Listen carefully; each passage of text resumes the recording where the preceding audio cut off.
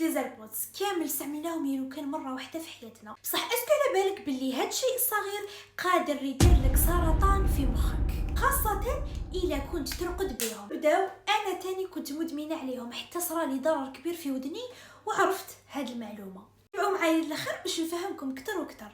هذه الاذن تاع الانسان اللي مربوطه مباشره مع الدماغ، في نفس الوقت تعتبر مركز توازن تاع الجسم كامل. الايربودز يخرجوا موجات كهرومغناطيسيه اللي تروح مباشره للدماغ. هذه الموجات تكون عاليه جدا اكثر مما تتحمل الاذن العاديه والدماغ، وبالتالي يصرى خلل في الخلايا العصبيه للدماغ وتولي ما تسمعش مليح، توجعك ودنك ويسطر عليك راسك. وهذا كامل يجي معاه تلف الخلايا الحسيه تاع الدماغ. بلا ما ننساو انه كي تبوشي ودنيك في كل وقت بلي زيربودز راح تمنع دخول الهواء، وبالتالي راح تضر ودنك اكثر واكثر.